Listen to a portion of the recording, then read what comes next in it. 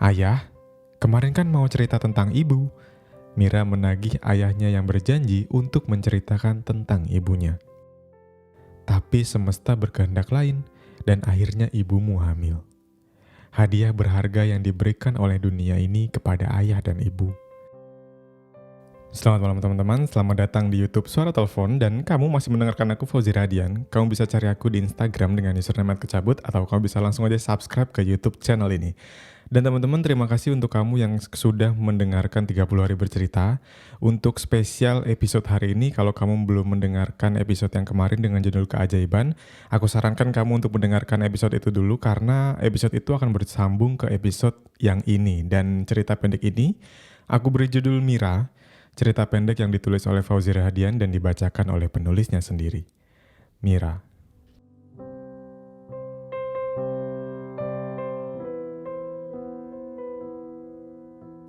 Belok kanan ayah. Mira tertawa di atas kursi rodanya. Sambil didorong oleh ayahnya, ia bergegas menuju kamar tidur. Ayah nabrak tembok. Belok kiri sedikit, jawab Mira mengarahkan ayahnya seperti sedang bermain mobil-mobilan di taman bermain anak. Iya nak, sang ayah menjawab arahan Mira dengan tertawa. Mereka berdua memang sering melakukan hal ini, karena menurut mereka, mendorong kursi roda Mira adalah hal yang paling menyenangkan. Mira dan ayahnya sampai di kamar Mira, sebuah kamar yang selalu menjadi ruang imajinasi mereka berdua ketika malam sudah tiba. Dengan cerita ayahnya, mereka selalu bisa melayang-layang melihat dunia dan malam ini, Mira menagih janji ayahnya kemarin. Ayah, kemarin kan mau cerita tentang ibu. Mira menagih ayahnya yang berjanji untuk menceritakan tentang ibunya. Ibumu adalah sosok perempuan yang paling sempurna sayang. Hatinya begitu baik. Dia tidak pernah melihat ayah dan manusia lainnya dari kekurangannya saja. Dulu, ayah bertemu di sebuah taman. Waktu kita berdua lagi berjalan. Ayah gak sengaja menabrak ibumu. Dan dari situlah ceritanya kita mulai. Jawab sang ayah kepada Mira. Ih, kayak di film-film ya ayah. Jawab Mira ketawa cengengesan. Ayahnya pun hanya tersenyum mendengar ledekan dari anaknya. Kamu tahu nak, sejak saat itu jika bertemu di taman, ibu selalu menyapa ayah duluan. Dan kita berbincang di taman sampai berjam-jam. Setelah 3 bulan berlalu, ayah dan ibu memutuskan untuk menikah. Jawab ayahnya. Di hari pernikahan itu, ibumu terlihat begitu cantik. Mengenakan gaun putih yang dikenakannya dengan rambut hitam yang digerai. Buat ayah, ibu adalah wanita yang paling sempurna yang ada di dunia. Ayah melihat ibu, tanya Mira kepada ayahnya. Iya, tentu ayah bisa melihat ibu di kepala ayah. Bahkan sampai sekarang, ia masih hidup di imajinasi kita kan? Lalu setelah menikah, ibu melahirkan aku? Tanya Mira penasaran kepada ayahnya. Tidak secepat itu sayang. Kita menunggu dengan waktu yang cukup lama. Kita sudah berkonsultasi ke dokter dan melakukan program, tapi yang kita tunggu tidak kunjung datang.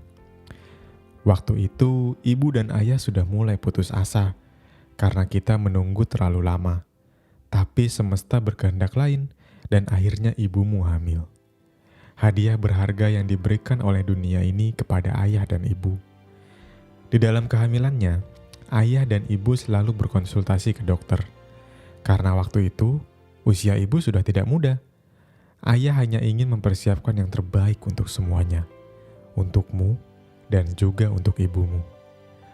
Beberapa kali ketika ayah dan ibu berbincang di rumah, ibumu selalu bilang, Ayah, jika ada sesuatu padaku nanti, tolong selamatkan anak ini.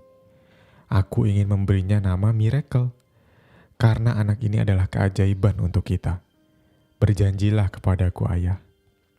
Dan ketika harinya tiba, waktu itu usia kehamilan ibumu baru masuk di bulan ke-8, tapi ia sudah harus melahirkan.